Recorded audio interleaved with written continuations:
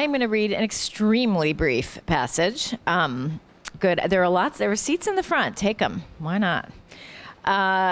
This is just a short piece about one of the three main characters. Oh, were we going to ask how many people have read it? Or yeah, we could do that before the Q&A, but yeah, show of hands, how many have read it? All right. So a lot, but definitely not all. All right. Okay, so this is about one of the three main characters, a guy named Dexter Styles, who is a crime boss. I don't think that's giving too much away. And he is remembering something about his youth. Let's see. For Dexter, the existence of an obscure truth recessed behind an obvious one and emanating through it allegorically was mesmerizing. It was what had first intrigued him at age 15 about the two men who came every third Monday to see his father at his Coney Island restaurant. Another man came less often, always in brand new spats, a red handkerchief gushing from his breast pocket. Dexter's father always went behind the bar to pour this man's brandy rather than have the barkeep do it. The blank face his pop wore after these visitations betrayed humiliation and anger, and Dexter knew better than to ask what they meant. But he was drawn to the men, a smoldering of dim feeling behind their eyes, a heaviness to their hands when they gave him a pat or a swat. He curried their favor, refilling their glasses, lingering at their tables when his father wasn't watching. They took notice of him gradually, with a mute animal awareness. Later, when men who'd fought the Great War returned, Dexter recognized in their fractured gazes and somnolent movements something of what he'd first admired in Mr. Q's men. By then, he knew what it meant: intimacy with violence. Up there. Thank you.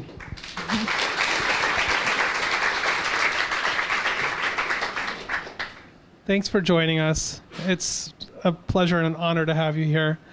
So the way this book club works, just to start off, I ask some questions, and then the more people that can ask questions after that, the less work it is for me. So please start thinking of questions, and we'll turn it over to you guys. It's a book club. So Jennifer, you made the decision to write this book a long time ago. And you wrote A Visit from the Goon Squad while you were procrastinating, sort of. But I did want to ask you where that first impulse came from in two ways. First of all, you live by the Navy Yard. You probably passed by it many times before the thought of this book ever occurred to you. So that element of it, trying to imagine yourself back into that time at the Navy Yard, but also just the notion of writing historical fiction, because that's not something, whether you want to call it a genre or not, it's not something that you have done a lot. So you can take that in whatever order you like. Sure. I mean, it's interesting. It's true. I had lived next to the Navy Yard I've been there almost 20 years now. I barely knew what it was, I have to confess. I mean, it has become a much more open place, but it was a pretty closed environment when I first visited it in 2005. I think that really my entry point was, as it has been for every book, sort of a kind of longing, a sort of atmospheric longing to be in a certain environment. And sometimes it's not a real environment. Like with The Keep, I just was longing to be in a sort of gothic world, which is kind of a cheesy world and yet drenched in atmosphere. With this one, I really found myself thinking a lot about sort of wanting to know more about and imagine people in New York during World War II. And I was envisioning it through a kind of noirish lens. I was imagining, just this sort of, kind of black and white New York from movies, this very sort of urban, shadowy place. That was kind of all I had in my head. But the thing that was strange was that when I started looking at images of the city from that time to try to get, flesh out my rather limited impression of it, the first thing that struck me was that there was water in every picture. So my kind of urban, building populated, shadowy environment actually wasn't what I saw when I looked at pictures of the city. It felt to me like the center of the city was sort of at its edges.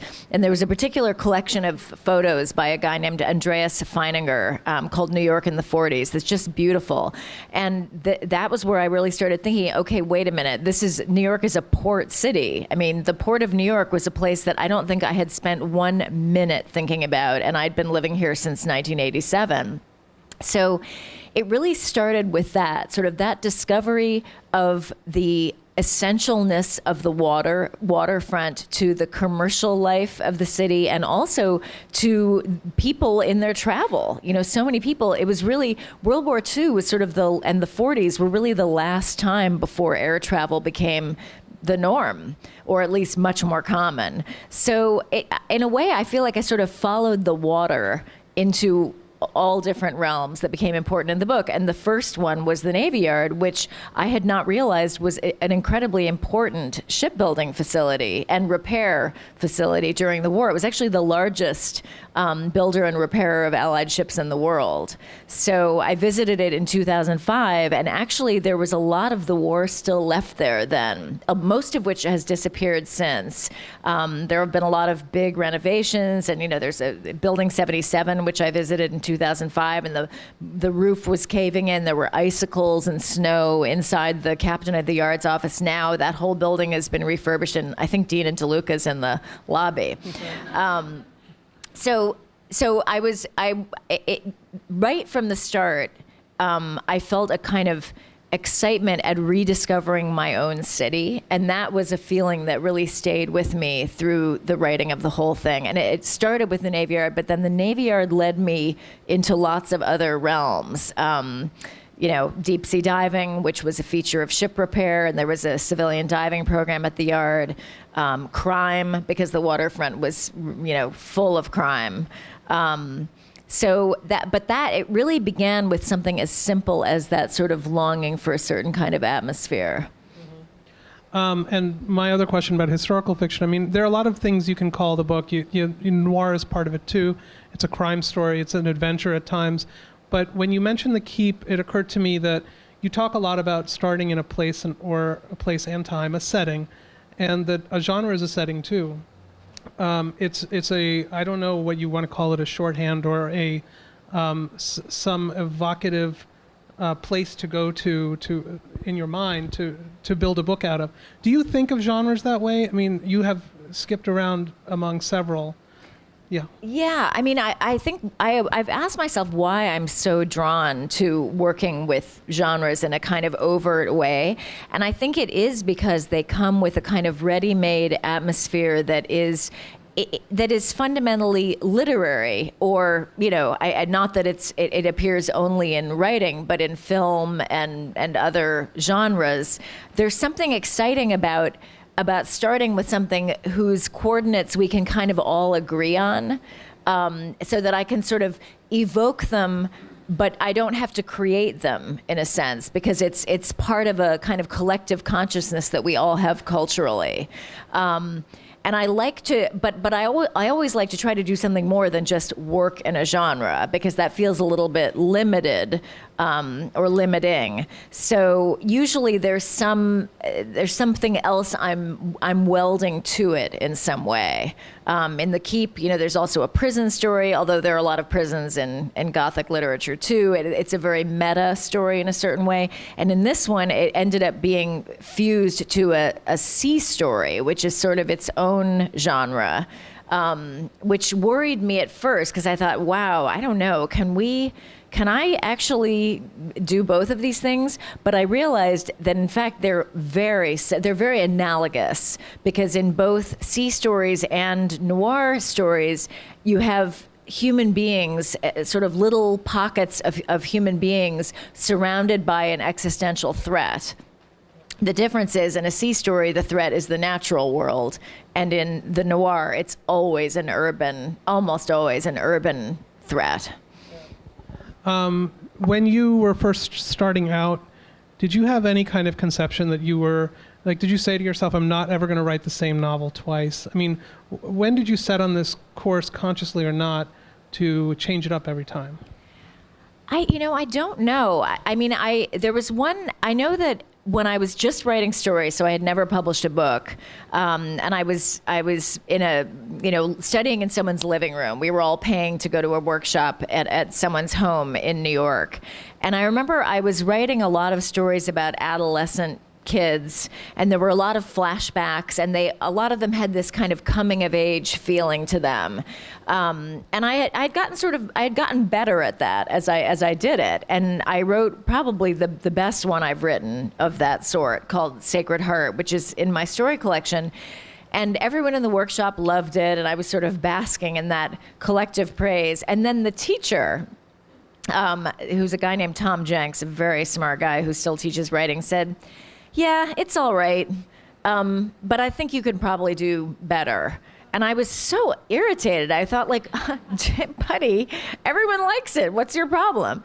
And he said, "I want you to write a story in which there are no kids and there's nothing about the past." And I thought, why would I do that? I mean, and how could anyone do that? And I realized that I had never done that. And at first I felt like, well, I can't do anything. But then what I found was that actually I made a huge leap, and I wrote something unlike anything I'd written before. And I don't know, I guess what I realized then is that the advantage of working against what you know you can do is that you have to learn to do new things.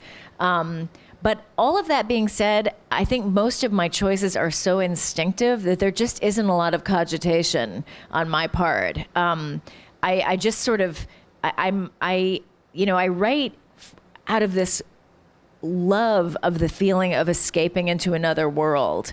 And that's why I don't write about my own life or about people I know. And I think writing about a world that I've already written about starts to feel something like writing about my own life. It feels familiar. So I have longed, I actually really miss the world of Manhattan Beach actively. Like, I've really thought, God, I just wish I could go back there. And I've even thought, like, do I want to try to write another book set in that era? But I think it's not that. I think that would feel repetitive. I feel like I sort of did that. So it's just something in me that wants to change. Aren't you considering sort of a sequel to Goon Squad, though? Well, take your time. I would love. I guess it's fair to say, I'm sort of working on I don't know if it's a sequel to Goon Squad, but kind of a companion. But I have a lot of worries that I can't do it that well. And if that's the case, I really think it wouldn't make sense to publish it, because I think, a kind of dim or disappointing echo is not going to please anyone, certainly not me. But I do love the thought of it, because Goon Squad never really felt like a finished thing. There were things I tried that didn't work. A number of things, a number of characters I wanted to pursue that I wasn't able to because I couldn't make anything about them work. The PowerPoint was a very last minute add-on. So it always sort of felt like it was just the best I could come up with before the clock stopped. And so it's nice to think of following some of those peripheral characters into other worlds. And it's sort of a great challenge, which I do love, which is, can I use the same kind of structural approach, namely every chapter is about a different person, stands on its own, and is different technically from all the others? Can I do that and not have it be about music or time, and have it be its own thing? We'll see. Well, but it's interesting you said that it might not work, because I wanted to ask sort of question A and B. Have you ever given up on a book because it hasn't worked? And why? Just as background, you struggled with this initially and you put it aside for a little while. Why did you keep going with this one? All right, I'm going to answer the second one first, and if I forget, I can answer the other one easily. I have not really abandoned a book. The first attempt I made at my first novel was, I hope, would be unrecognizable as having any connection to my first novel by anyone who knows that book, because it was so unremittingly terrible. But it actually was an attempt to tell that story. So I did have to throw that out. I mean, there's not a word of it that remains. But it was actually that story I was trying to tell. So that's as close as I've come to having to throw something out.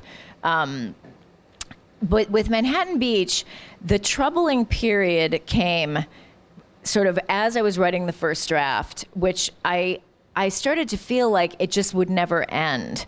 You know, even though, I mean, I write fiction by hand in a fairly chaotic and very fast way, so it's very sloppy, and I don't have an outline or anything. I'm just trying to gather material, and then once I have all of that, then I make an outline, and I get much more systematic in my attempts to turn it into something. But that first draft is really instinctive and kind of impulsive. And yet, even so, I like to have a feeling that I'm sort of moving through a shape and getting to the edge of it or the end of it. And I started to feel like I just wasn't getting there. So and the first draft took me a year and a half, really. It's a long time to be writing by hand. So basically from that point for about like the next year and a half, I was in agony because I felt like it was just, there was no way it could be good.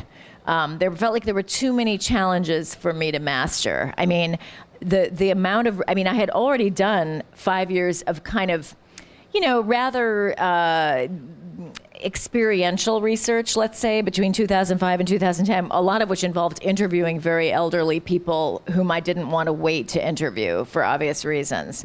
But then once I started writing and I really had a sense of what the specific story was, in a way, that's when the real research started, because now I had some clearer idea of what I needed to know.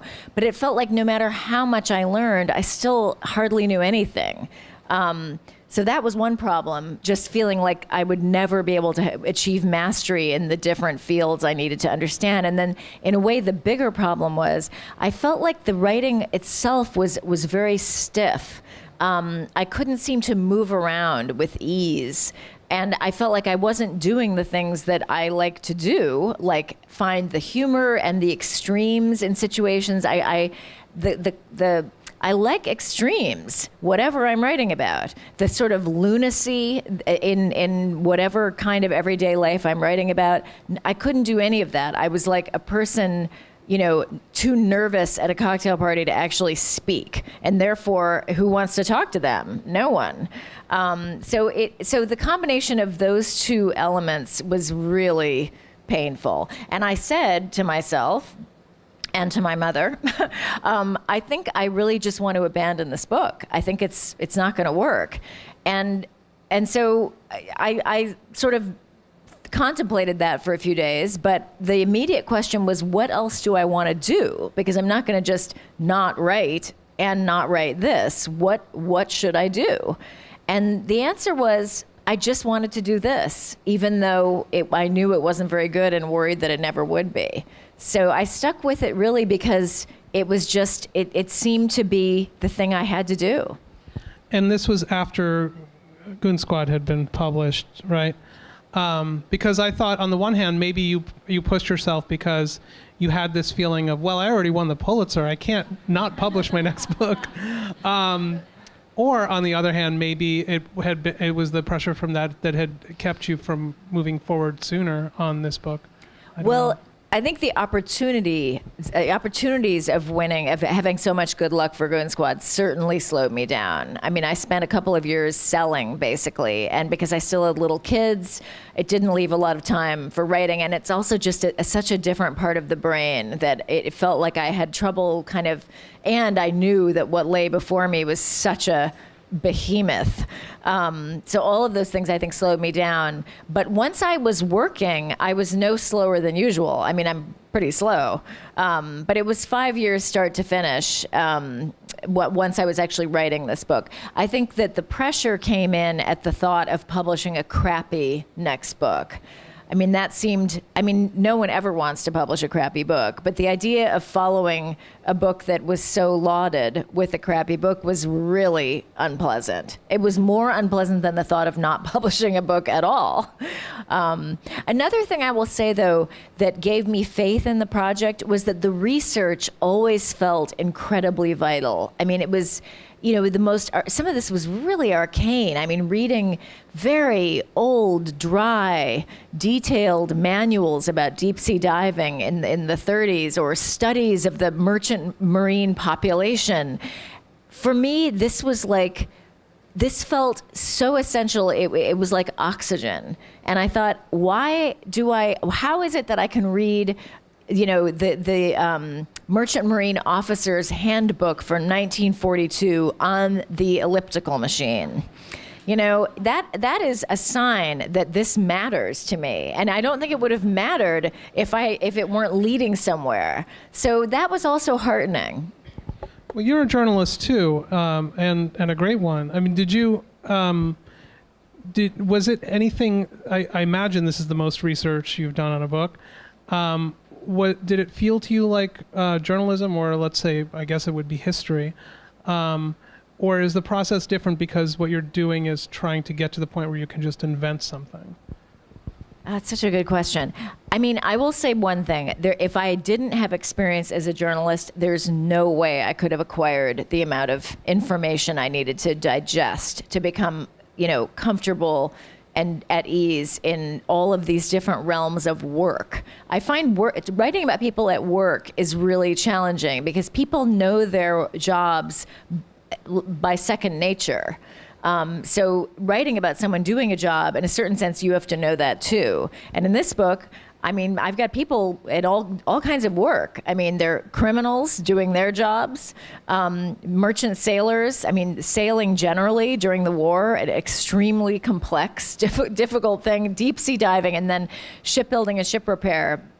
So I think in approaching the challenge of becoming fluent in those different realms, I approached it exactly as I would as a journalist. So the research felt identical because in a way, what I was trying to achieve was almost the same, which was to learn enough about something that I felt that I could sort of compress it and comprehend it almost intuitively. And in a way, the same thing is necessary as a journalist. Even though as a fiction writer, I was ultimately inventing everything I was doing, that invention could only happen once I achieved that kind of fluency. Well, I was inventing from the beginning. I should clarify that. I was inventing even knowing nothing. But the fun part that was missing for so long, the extremes, the humor, that stuff really couldn't happen until I had assimilated information in the same way that I have to as a journalist. And also, you were inventing some pretty narrow escapes and sort of. And I guess my question would be, did you have a sort of threshold of plausibility that you were aiming for? Like if somebody, for example, I'm not going to spoil anything, made a narrow escape, did you do the research required to say, well, it's not likely that it would happen, but it could happen? I mean, yeah. Absolutely. Yeah. Yes. I mean, my goal is always to push things as far as I can. And there are definitely realms in this book in which I am making leaps that it would be difficult to have happened in the way I describe it. Not what you are talking about, because those kinds of logistical things, I think it's very important to hew to the realm of possibility. But for example, I have a female who becomes a civilian diver at the Brooklyn Naval Yard, and many of people have asked me, is that really possible that someone could have done that? The answer is yes. There were no rules against it. So the civilian diving program was very little, was not, what's the word I want? It wasn't that it wasn't monitored. It wasn't recorded in great detail. So you can't there's no way to really prove me wrong that I know of. That's kind of important, actually. I know from a World War II diver that I interviewed who was with the Army, who dove in Cherbourg, that he encountered a female Russian diver. So, of course, the Russian women did everything, including that. But all of that being said, the first woman didn't dive in the Navy until the 70s and in the Army until the 80s. So is it likely that in the civilian dive, in any civilian diving program, that they would have let a woman go down? It is not likely. But I don't say it is likely. It's incredibly unlikely as I render it. And in fact, I found that so fully did I understand the forces that would be aligned against this woman that when I kept trying to write scenes that would result in her diving, and every single time they resulted in her not diving. And I thought, can I actually get this woman in the water? I'm not sure. I mean, I can't, following my own line of logic, I can't seem to get her in. So those kinds of things, it is plausible. And I would never, for example, have had her be a Navy diver. That's ridiculous. We know that no women dove for the Navy. And one thing that I actually had wrong in the first draft that I wrote was that the entire timeline of the book was different. It was a year earlier, and I had scenes in which Pearl Harbor happened and we entered the war. And I thought that was really exciting. At the Navy Yard, that would be an amazing moment. There was a gigantic problem with that. No women were brought into work at the Brooklyn Naval Yard until September 1942. You would think I would have known that, having collaborated on an oral history project and interviewed like 20 women who worked at the Navy Yard, but somehow I just ignored that fact. But there was no overriding it. I had to completely change my timeline to accommodate it. So I was pretty focused on plausibility. And I wanted to learn it well enough to know where I could push very hard against it and still get away with it. Well, I think the challenge that she has to surmount is the driver of the plot there. I guess I should just ask one more question before I give it over to the audience. I mean, I could talk to you forever, but I'll try to have some discipline. But I wanted to ask you basically, okay, so the first time I ever talked to you, it was like 2 weeks after September 11th, and you had written a book about a terrorist who fantasizes about blowing up the Twin Towers. So you had this reputation of predicting the future, and writing about very contemporary, like edge of the moment things. What was it like writing this book? I don't know if there was any overlap with the beginning of our current, end times, but contemplating the next book in this very momentous period. It feels very momentous. Who knows? Maybe it'll just be a blip in history to people 50 years after us. But let's hope. Do you have that sense of like itching to reflect more directly on what's happening to us right now? In a way, I mean, it's difficult to think about writing about it directly. It feels so surreal on its own terms, and one of the big problems with all of it is that I feel like it sort of rivets all of our attention, but in fact there's a great emptiness at its core. So it doesn't give us much in exchange for all of our attention except fear and uncertainty and danger. But there's not a lot of, I find that there's not much meaning there. So we'll see. I'm not sure. I am definitely looking forward to getting to writing more in a more contemporary way, absolutely, and to fooling around with structure again, which is something I tried doing in here, but it was dead on arrival. I had to let that go very early. But I will say one thing that was very strange about working on this book, again, in this sort of weird way that sometimes one finds oneself sort of digesting currents around us in a way that makes the work keep pace with reality in a way that can be strange, is that as I worked on this, I mean, it came out in October and the Me Too moment exploded right after that. Women were not allowed on ships for the first couple of years that they worked at the Brooklyn Naval Yard. And that was because there was a fear that men wouldn't be able to control themselves in these, in the close quarters of a ship. They couldn't work in close proximity to women. And as I was writing about that, I thought, that's just, can you imagine like thinking men couldn't control themselves in a work environment, working closely with women? Like, wow, what a different time. And ultimately women did come on the ships, and they were very physically well suited to it because they tended to be slighter and more limber than the men, so they could get into these tight spaces. But it was very strange to feel that I was writing about a time that was so distant in terms of the ideas about men and women, and then to feel that we actually had not come nearly as far as I thought. And then the other really strange echo I found is that, one thing that I found myself thinking about a lot as I worked on this book is I'm always thinking about sort of the American psyche, and I think what I've been most focused on in previous books is the way in which self-invention is a part of that. But I think what I really remembered or discovered in this book is the way in which violence is such a huge part of our psyche, and it started from minute one. And there are a lot of gangsters in here who are powerful because their power is backed up by physical force. And there's conversation and discussion in here about the difference between that kind of power and power of a different kind.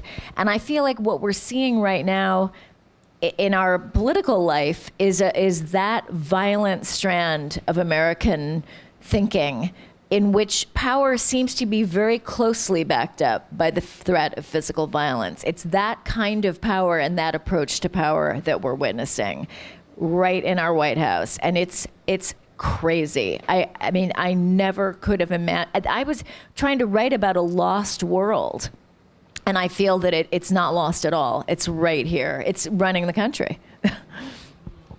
On that note, go ahead.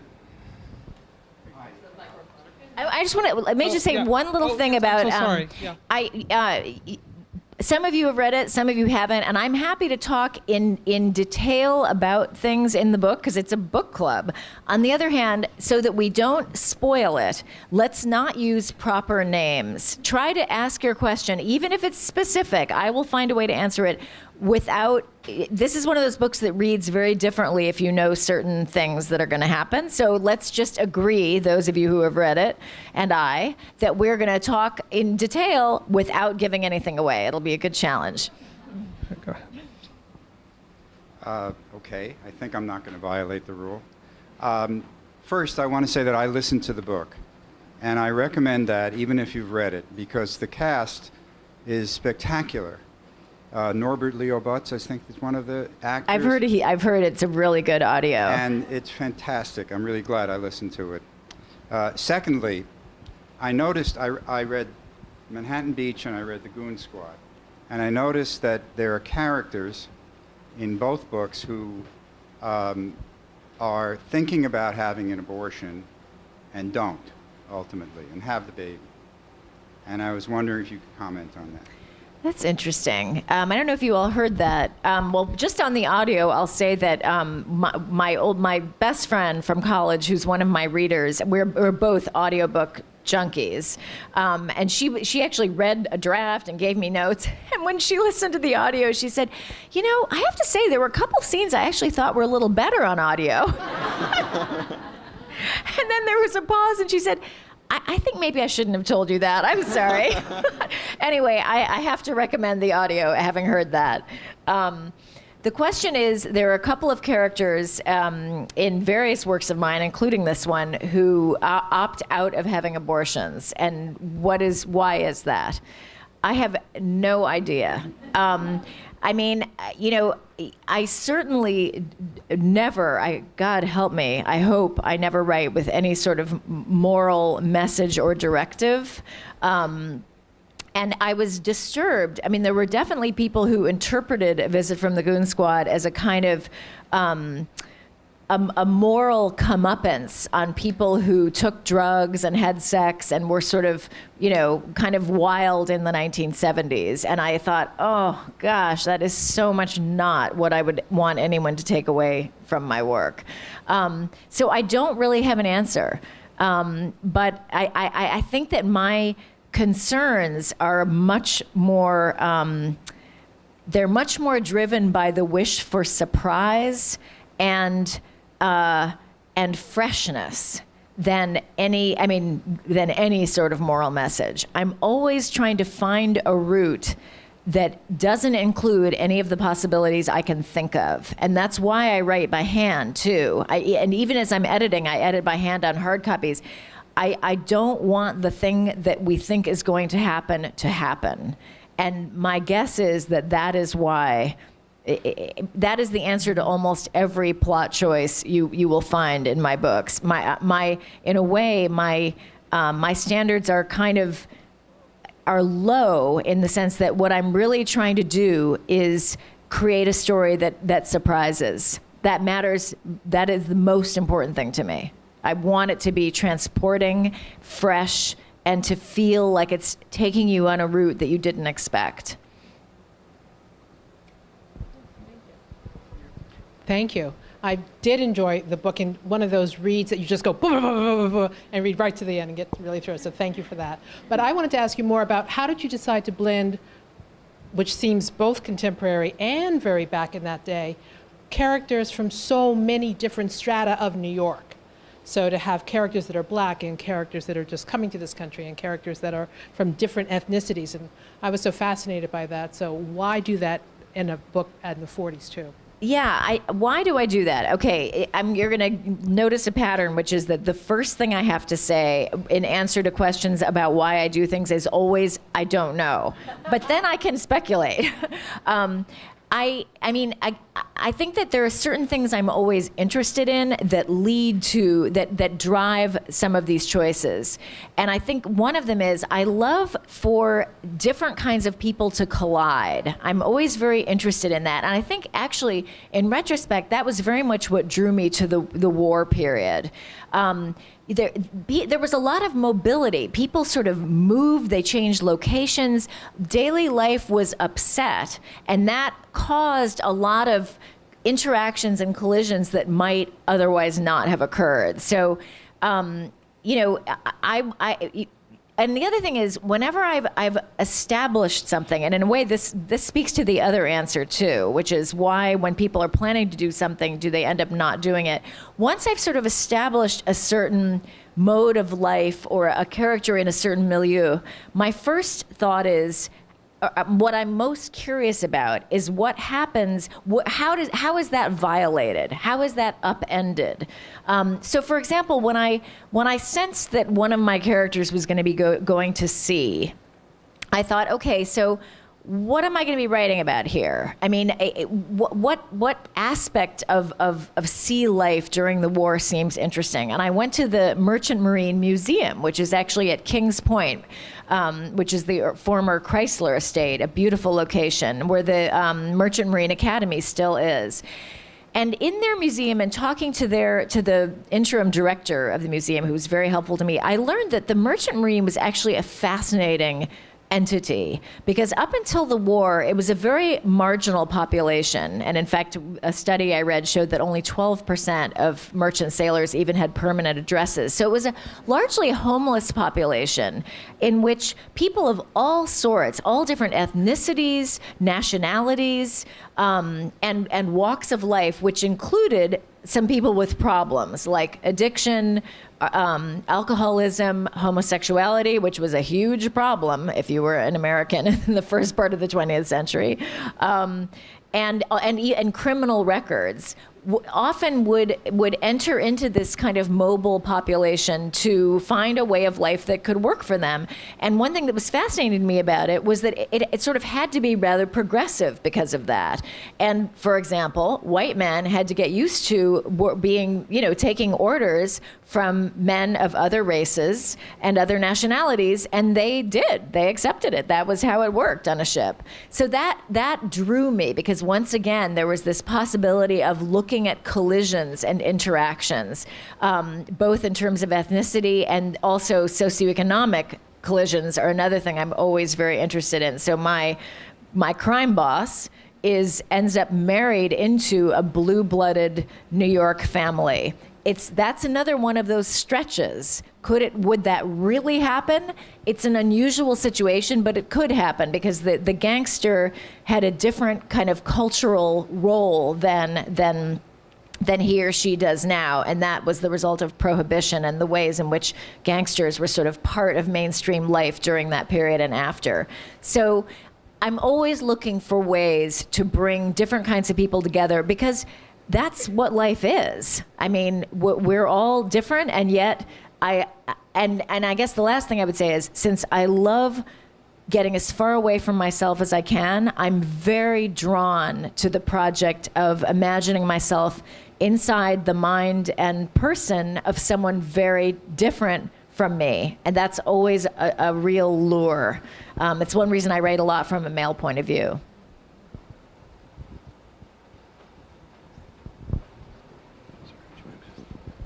The left side of the room is more talkative. So I did read the book 2 times, and it was not at all a spoiler to know what happened when I read it the second time. So in case I give anything away, don't feel bad. So this is a little bit of a challenge, but there's a female character in the book who has sex with a male character in the book. You're doing really well. Thank you. And I mean, I found, like, obviously it happened because it was in the book. But it really stretched me to sort of think, what was the male character was not in the know about sort of their relationship, but the female character had some intimation, I felt. And I keep trying to think about, like, well, what were her motivations? What was she thinking? You know. Well, I think her chief motivation, so that's a very veiled question, and I really appreciate it. Well, you're basically saying, why does she do it? You didn't get that. And I have to say, I think if you really felt that, then in a way, I failed to do something I needed to do for you in that story, because it should feel inevitable in a certain way, even as it is hopefully surprising. And that's the holy grail of combinations, surprising yet inevitable. To me, it felt totally inevitable. I think the chief, this character knows a lot more about this man than he knows about her. In a certain sense, she is completely in control. And the scene is actually written from his point of view, the sex scene itself. And to me, what draws her to him is, frankly, lust, above all. But I think there are certain currents in their relationship and in the history that has brought them together that may increase her attraction to him. And again, I think that in a way, if you have to explain those, it's probably still not going to make it feel any more inevitable to you than it does. But I felt, at least from my point of view, that there was a kind of inevitable convergence there that I hope the reader would perceive. But, this stuff is very chemical. Sometimes it just, it doesn't, I mean, I know that I feel reading sometimes like, okay, I'm going to sort of accept this, but you didn't actually persuade me. And it seems like that the book may have failed on that score for you. I have a theory, but I can't veil it enough, so we'll skip it. Okay. I just wanted to dig a little bit deeper on the abortion thing, because I felt that the character who chooses to have it, I thought one of her the central things about her was her independence. And not that having children makes you not independent, but in her particular case, it meant that she had to leave a lot of things that she probably wouldn't have wanted to leave otherwise. So how do I reconcile that? Well, I would actually say the opposite, that the hardest choice is the one she makes. Because it was a time in which being a single woman with a child who had no father was absolutely living a life of exile. So her choices line up as they do because she believes that choice and has been told that choice is not open to her. because in her time, that's simply not allowed for a single woman to have a child by choice. I think looking back over my own history and why this might have interested me, I have to remark that I wrote a cover story for the New York Times Magazine some years ago about single mothers by choice and that phenomenon, which I think is a really kind of wonderful new possibility that has become very socially acceptable, and there are all kinds of support groups to help women do this. In other words, you don't need to have a man to have a child. That's huge.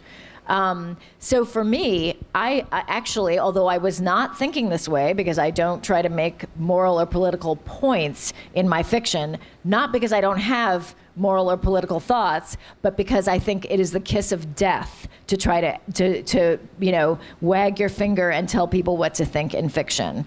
I would do that. I would choose nonfiction for that. But I have to say, quite frankly, that I believe her choice is the most progressive choice and the most independent choice.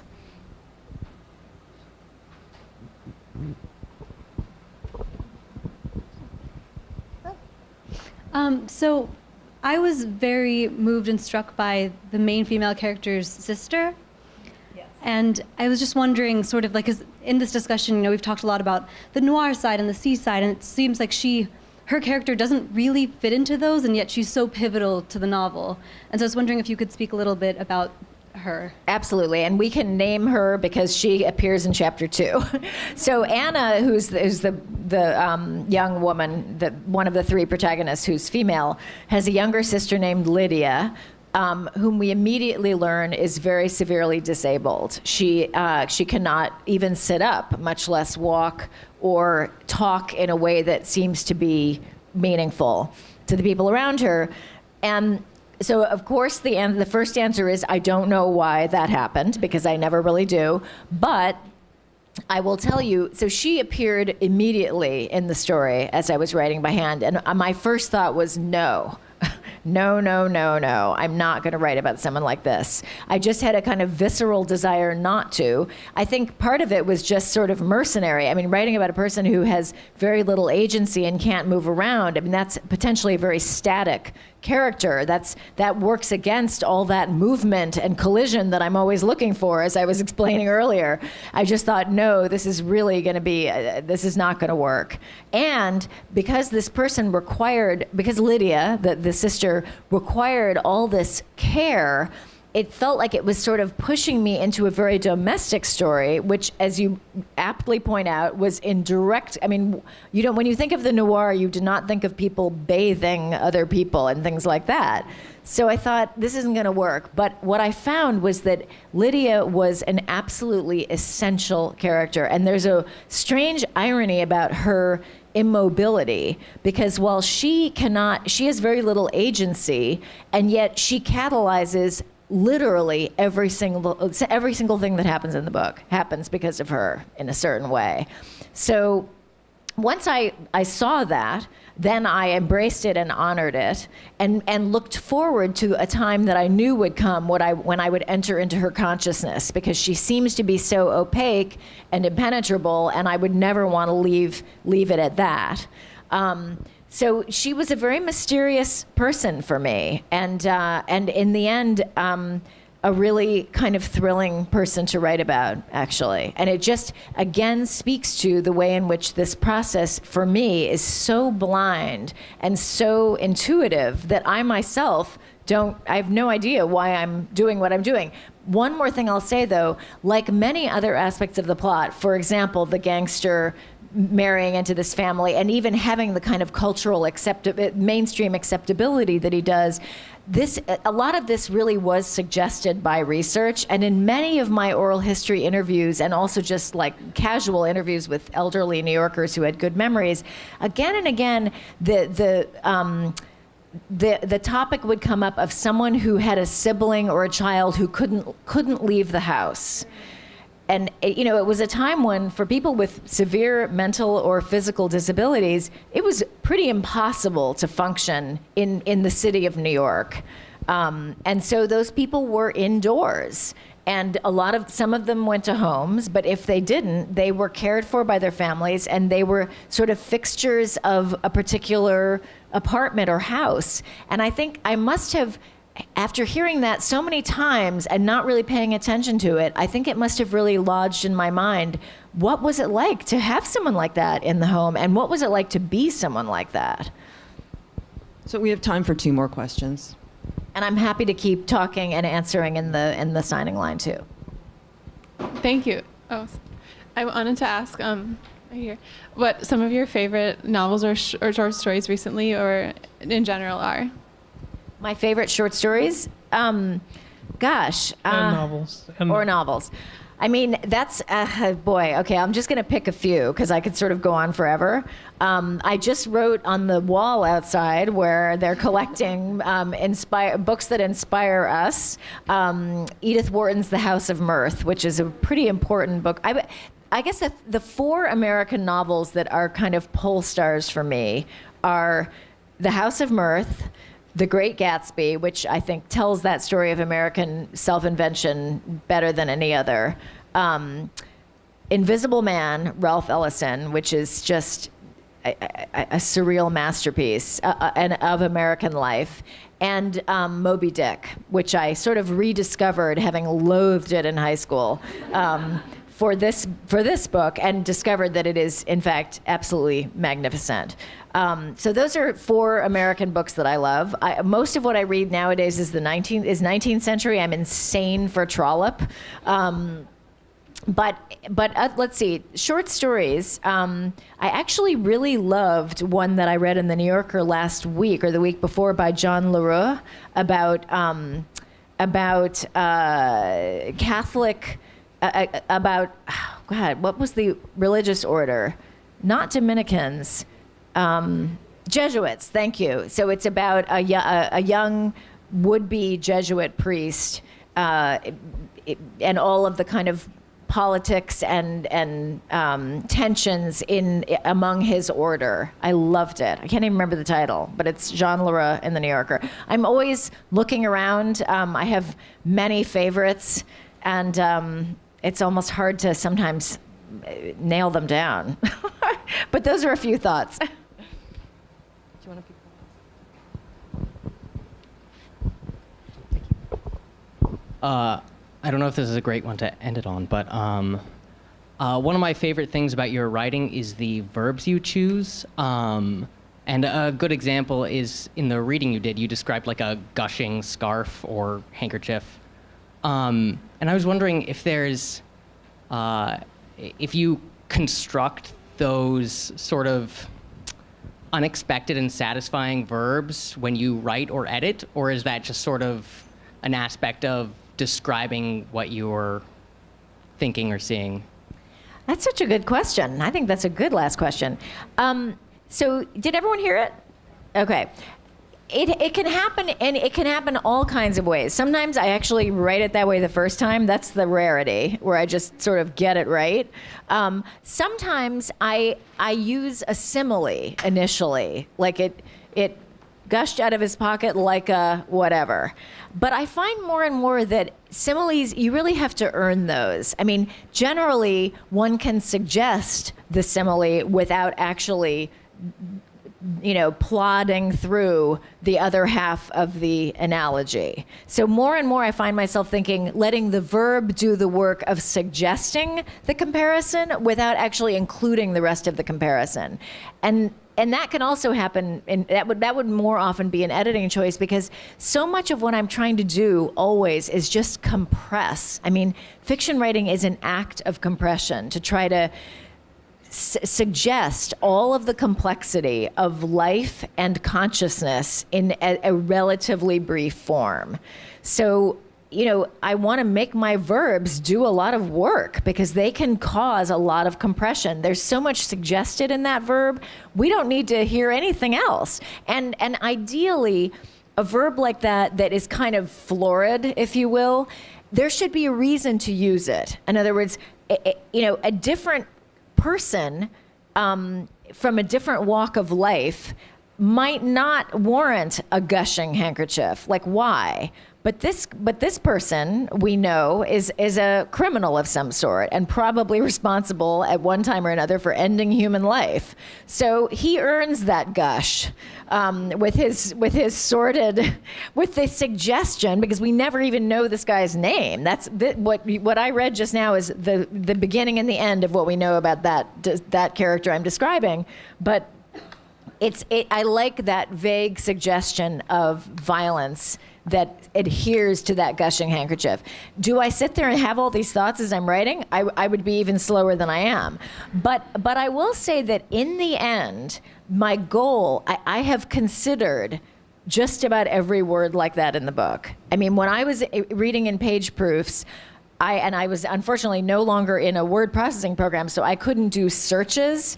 I was counting the number of times I had used every interesting word in the book. If it was really interesting, I got to use it once. But for example, I was using the word scissored as a verb twice. I think it's a fun verb, that something scissored through someone or something. But I thought, I can't do it twice. I have to pick. So I chose my I let it rip with my scissored in the optimal spot, I hoped. And I do hold myself to that standard. Now, did stuff get through that I missed? Absolutely. I mean, I'm trying to be as careful as I can, but then it's the things I'm not thinking about that where there may be sloppiness or repetition, but I'm doing everything I can to get rid of it. So Jennifer's going to stick around and sign copies of Manhattan Beach, but we also have for sale Look at Me and A Visit from the Goon Squad and Emerald City. And just want to thank Boris so much, Jennifer, Thank the you mayor's all. office, and Vulture, Fantastic. and all of you for coming.